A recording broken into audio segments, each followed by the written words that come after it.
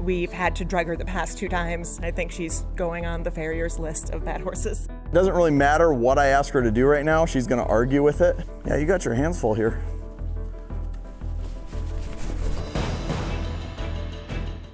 So I'm here with Claire and your horse Caterpillar, and who's a yearling. Yes. And you messaged me because you're having some trouble handling her feet when the farrier's here. Is that right? Can you just tell us a little bit about that? Yes, so the farrier is what prompted me in the first place to reach out, because she's been enough of a terrorist that we've had to drug her the past 2 times, and I think she's going on the farrier's list of bad horses. So I wanted to address that before that gets any worse. Otherwise, for most of what I want for her, she's okay. She's pretty impatient, but to an extent that I thought I've never had a yearling before, that I thought was maybe fairly typical. She isn't super respectful of space. That's something I've tried to work on her since I've had her since she was born, since she was a baby, to see if she'd move out of my space and wouldn't run over people. But I would say that still, especially if she gets impatient or if she gets scared by something, she will come into your space with 0 concerns. Yeah, I'd say those are probably the biggest concerns for her. She can get a little bit stuck on her friends. She's better now than she was when she was younger, right after she was weaned. She was really pretty herd bound. So that kind of played a role in what I did with her too, because sometimes she gets so distracted by them, she couldn't focus on anything else. So I would often do more work in sight of them so that she could just kind of practice focusing while not freaking out about them. Young horses usually have a relatively short attention span, especially if they don't have great ground manners to begin with. And so when you ask them to stand still, even now we've spent just a couple minutes here, and now she's like, okay, now I'm ready to move somewhere and look around. And so I think by just doing a lot of the fundamentals on the ground, that is going to move the needle for handling her feet as well. So, but I want to see you work with her and just kind of show me your routine, what you do with her, and then we'll kind of go through what, if I was the farrier and I was here today, where would you put her? And let's just take a look at that. Great.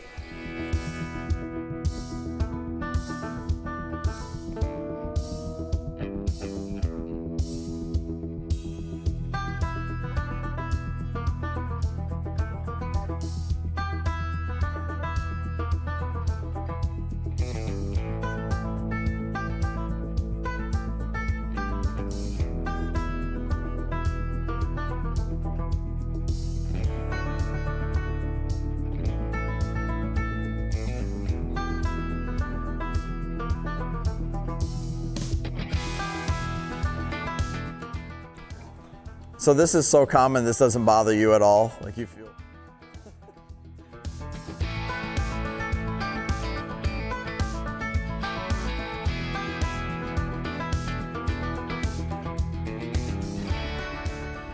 All right, you ready for some help? When they're that rambunctious, so she needs to learn a little more boundaries. When she went to push forward there, the amount of pressure I had on the halter here to ask her to back up off that, it was a lot. So she needs some boundaries. But to a degree, they're yearlings, they're gonna be playful and spunky, and I'm not trying to just completely, I'm not trying to micromanage them or have them be super perfect on a circle and just have everything perfect. But I don't wanna use tiring them out as the only strategy to help them calm down. Because probably she would exhaust that behavior a little bit and then be more okay. So what I'm gonna try to do is a balance of let her move her feet in a slightly more constructive way. Now here, when she's distracted, I'm gonna put a little pressure on her here and just try to get her attention back on me when she whinnies out, because that's her disconnecting.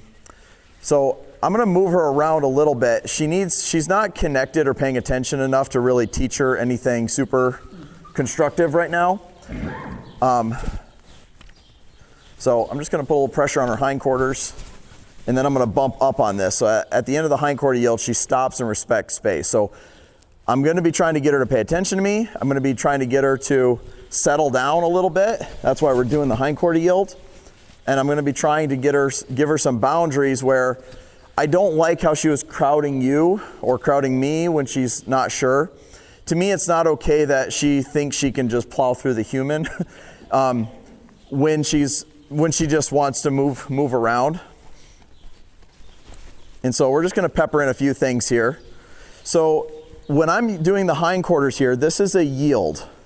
okay? But if she were to step into my space and crowd my space, and I wave my elbows at her or even the stick, think of that as more of a block. I'm blocking that. And whenever you do a block, it has to be effective enough that you're matching their intensity level plus a little bit, okay? But when you ask for a yield, like if she's not doing anything, and I ask her to move her hindquarters, I'm gonna ask soft and nice at first, because I'm the one who's instigating this yield. Does that make sense? And you can see she's already starting to want to come back to that a little bit. I want to get that full hindquarter yield. There we go. Good girl. So you can see she's settling in a little bit. So going to the hindquarters is a good strategy for that. Hey, I'm Ryan Rose, and for over 20 years, I've been helping people improve their communication with their horses. Whether you're wanting to fine-tune advanced skills or help solve common behavioral issues, my Patreon page is a great place to get some help. I post a new video there every week. I answer your questions regularly, and there's a great community support. So if you want to start your free trial, click the link below. Now let's get back to the video. Working with her days in a row is also going to be helpful, because if she hasn't been handled in a little while, I'm going to expect her to be a bit playful and have some energy and be a little spunky, and that's okay.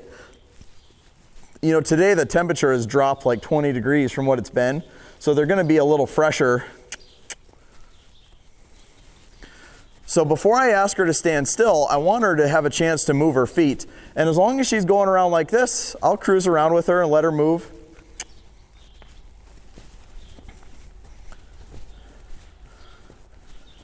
But if she starts getting really rambunctious, like right there, I'm going to interrupt that and yield the hindquarters.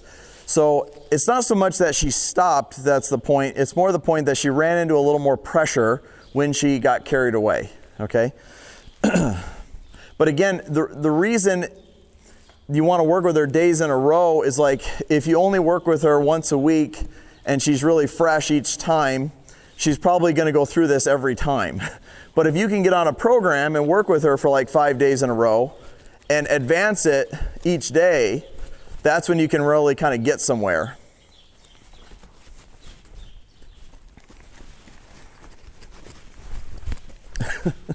But you can see she doesn't have a lot of respect for that halter. Like she's really pulling hard. And so we want to set these boundaries a little bit firmer. So I'm going to use 2 hands there and set a boundary. Because at some point she has to learn that she can't push through that every time. Now she wants to move her feet some more, so we'll go around and move some more. But again, I'm going to put 2 hands on the rope and kind of get a bit of a power position here.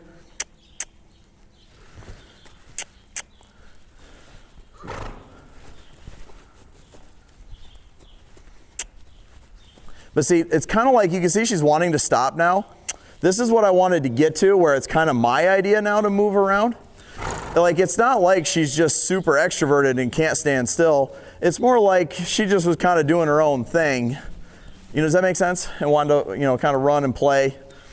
Because left to her own devices, now she's kind of wanting to stop.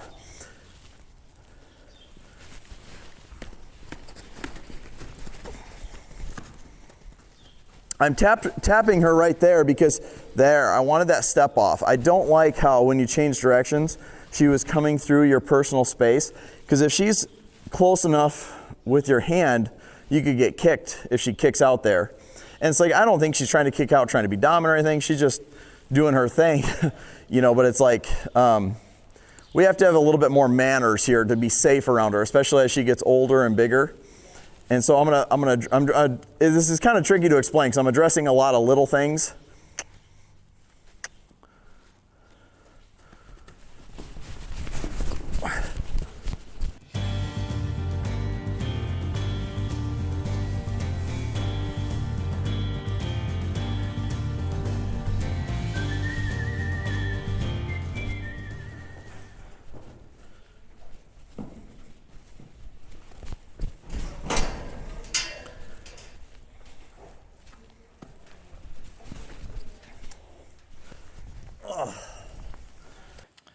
So it was at this moment that I realized I really had my hands full. So this little yearling has been doing kind of whatever she wants for a while now. And so when I come along and start expecting her to have some yields and pay attention to me, she kind of decided all bets are off and she's going to do whatever she wants. So at this point, it doesn't really matter what I'm asking her to do. She just wants to do her own thing. And of course, she'll be worried at times during this, but for the most part, it's very left-brained and she's taking over, kind of doing whatever she wants. Now, this kind of got created by the owner not really challenging her in any way, and the horse not really understanding how to follow a feel. So the horse understands how to follow people until she doesn't want to follow people, but she doesn't really understand how to follow a feel. So I got quite a bit of work to do here.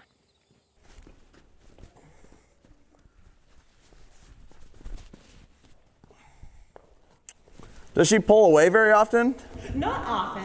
I guess she'll try, but I think I often have like a knot in my rope and really expect it. So we do kind of go water skiing sometimes. Yeah, because she committed pretty hard to that.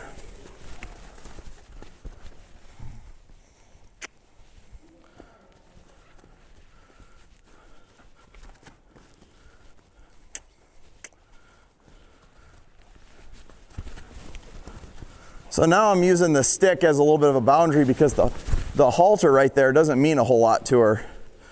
She pulls on that pretty darn good.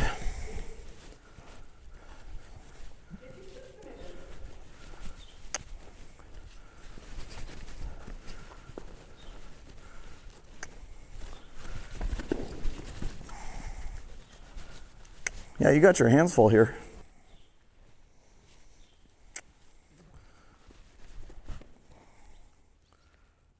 So again, you can see I'm trying to just set a boundary, but it's when you got two hands and you're ready, but when you're kind of just playing around and you got your hand out here, it's like really hard. So she caught me kind of off guard. I wasn't expecting her to be so committed to pulling away. And whenever you only have one hand on the lead rope and your feet are kind of narrow, it's pretty easy for a horse to get you off balance and have to release the rope. So a couple of strategies that I'm going to use now that I know she kind of has that in there is keeping two hands on the rope is one, keeping my base a little wider, and when it's real bad, I'll actually do a half a wrap around my hip, and that creates a bind, and so I'm not relying on just my grip strength to keep her with me. You know, and you mentioned it right away that it's kind of a little more about ground manners in general versus just the farrier. And so we're just gonna wait for her to make a change here. But yeah, she is pretty committed. It's like not surprising that it's hard to do her feet. And it's because again, to me, it seems like it has very little to do with her feet and a lot to do with she's doing her own thing, you know what I mean? She's not turning loose to accepting leadership. You know, she wants to be with the other horses, but it's kind of like it doesn't really matter what I ask her to do right now, she's gonna argue with it.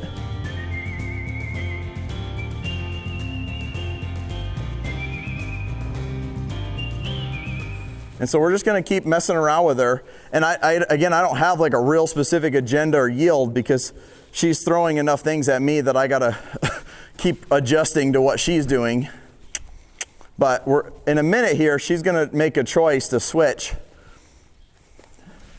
And she's gonna get more compliant and kind of look to me for answers. Because right now she's relying on her own devices. So that one was a good catch. She got that attitude and I was able to tap her on the butt and then have her settle. And so she's almost like asking me a question now of like, oh, okay.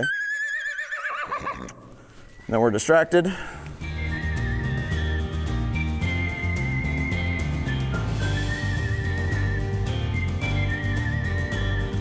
But yeah, I'm definitely impressed with her level of commitment to it.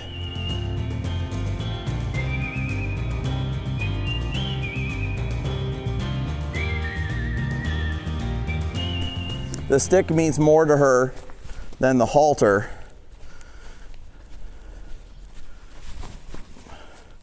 And so when she tries to leave, if I can make it uncomfortable with the stick first, is kind of the ideal scenario.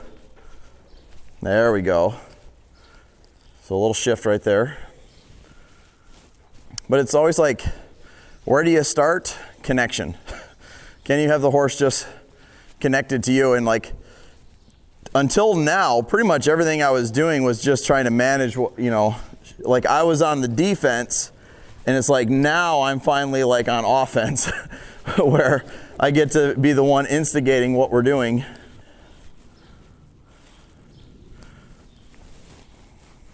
So can you see how she has a little more respect for my space now? Yep, and I had to be very big with her to create that.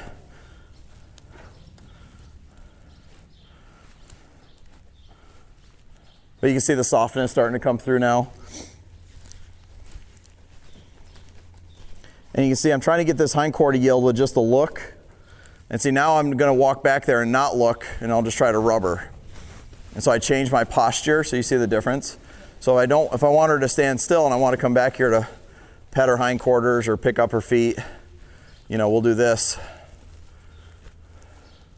So she had to move her feet enough and discover boundaries in order to have any focus.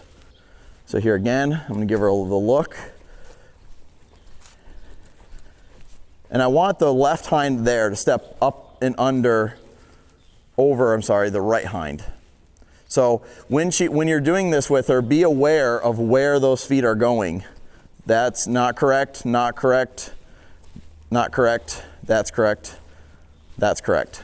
You see that? So there's a big difference to her because she was moving her hindquarters the whole time, but she's only just now giving. Does that make sense? So she was doing it because she was running into the halter, running into the stick, different things. But now she's starting to be thoughtful about what she's doing, and she's moving in a more balanced, kind of way versus still rigid and she's moving, but she's not mentally there. Now she's more connected with the idea that we have. Now I'm going to address, so I got her to respect my space based on blocks. I was blocking her when she would crowd me. Now I want to start building in proactively, so this is where it switches now. So I had to get through all that, and that's why you got to do this regularly, days in a row, because tomorrow will be so much easier than today. Because she won't get to this level tomorrow, almost guaranteed. But if you let her sit for a week, you could have to do this all over again. And so you use the next day and the next 4 sessions to build on this. And then if she sits for a while, you can come back to it, and it's not nearly as difficult because you spent more time proactively teaching her what you wanted. It's I'm only just now to the good stuff where I can start teaching her, hey, actually, when I put a feel on the halter, this is how I want you to give to it. You know what I mean? Where before it was just managing the commotion that we had. And I'm going to try another one here. So we call this the turn, face, and follow. And so again, this is about now, every time she ran into the halter before, just recently, the last few minutes, was a reaction. I had to react to what she was doing. Now we can be proactive and we can teach her to yield and give to pressure in a proactive way where we can teach good quality responses to things. That being the goal anyway. So again, this is her learning now. Very good. So she learned to think through that puzzle and figure that out. And I like that one because that's a good one for her because she likes to get that angle and think about leaving. And so you can practice putting her out of position where you're normally not in, by her ribs or by her hindquarters, and then she can turn back and come find you again.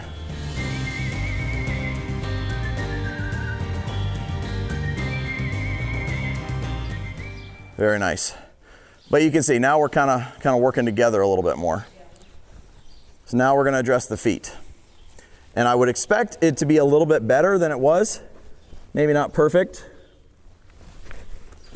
So there, if she learns to do that, I'm going to lift up here and release her backing up, because that's the direct opposite of her barging through. Now, because that's worked for her several times, she's going to go to that. But that's going to be my response when she does that. It's you can have your foot back, but it's not going to be very comfortable.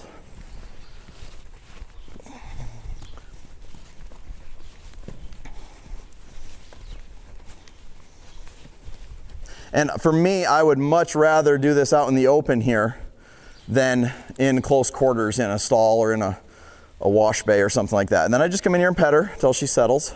There's no rush to pick the foot back up. But this is what's challenging is when they learn those habits, which is easy enough to have happen, but it definitely makes it harder when they've done it the wrong way.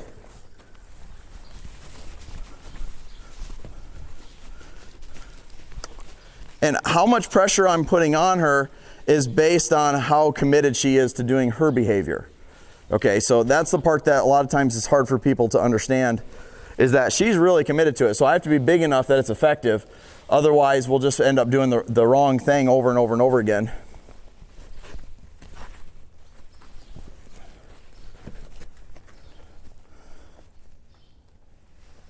There. A little bit better. Now, there you saw she tried to leave and I held it.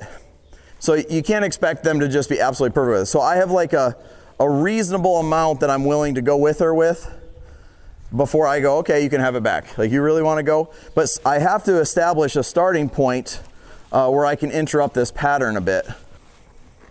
So again, I got to be able to come back here and just pet her at first. Now, if she's going to keep moving like that, what I'm going to do is go, oh, if you want to keep going that way, let me help you keep going that way. So I'm going to say, this is what it looks like when I'm asking you to move. And I want there to be a contrast between what it looks like when I'm asking her to move her hindquarters and what it looks like when I'm asking her to stand still to be pet. Okay? So now my body language changes, my energy comes down, I start at the neck, and I work my way back to pet her. Give her a chance. She says, I want to keep moving. So I say, okay, great, we can keep moving. But it's going to be my idea to move now instead of just her idea. Does that make sense? The more this particular horse, the more you try to tell her, stand still, stand still, stand still, the less she's going to want to stand still.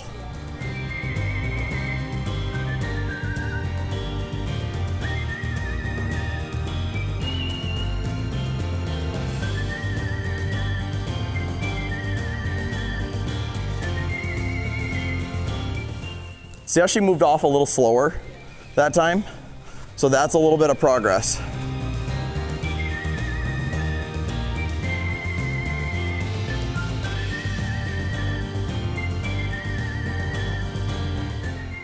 And then I'll retreat from there. So instead of like keep going, because again, that was the starting point to get to.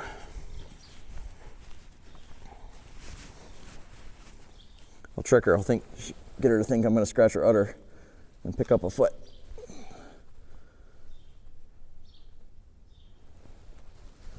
We'll take it. All right. So to me, that is our starting spot.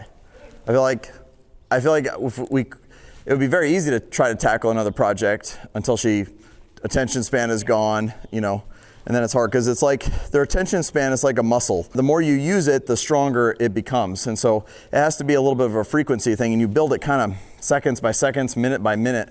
You can't go from a 30-second attention span to a 10-minute long attention span. So I would call it good with her there. We only got to spend 20% of the time being proactive, 80% of the time was reactive. That needs to get reversed. So my goal with the next session would be that we could spend 50% of the time proactive and 50%, if there was the same amount of time, say 30, 40 minutes or whatever it is, and switch to the timeline where we're spending more time being proactive. And that's why you got to work with her consistently to make a change and make a little progress. But I like how she's feeling now with, given to the halter. That's good. We kind of got through it, got her back here. Yeah, and I think it's way less about the feet. Yes, she's learned a couple bad habits with the feet, but ultimately it's about her ground manners and her staying connected to the human and respecting the human's boundaries, overall. Tell me just kind of what your thoughts were on that session. So I think I have a good intellectual understanding of it. I see you do it and you explain it and it makes sense. I think it's more in practice being probably aware of my body as much as hers, because I'll be like, yeah, of course, don't let her move my feet, and then I find myself just walking out of her way, and I think it's probably that I'm just not very mindful and connected to what I'm doing in the moment, because I said this is my first baby, and I tried to I'm gonna watch Ryan's videos and all the Patreon videos, and I was like, I got it, I got a plan, I got some skills to work on, and I think that I'm not always very cognizant of what I'm doing with myself, and also I think I don't necessarily always work her through when things are hard, and I don't ask her to do enough difficult things. I don't think we've built a lot of distress tolerance, because I think I was it's not going to work. Yeah, and so we were kind of maxing out with when the farrier was here. Yes, that was exactly. The hard thing. So I'm hoping is with one more session I could get you on the right track. Hopefully I can do some things with her, then have you do some things, and we can get to the next level. Yeah, that sounds great. Awesome. Cool, Thanks for having me out. Yeah, of course. Thank you. Yeah. Yeah, be ready to save yourselves. I don't have any real control right now. You can't expect them to pick it up, like just be like, I have your foot. Oof, a handful. It's like, I have a bad itch. Oh man. Are we making friends now? Is that a little better? Nope. She's like, you missed it. You still itchy? Really?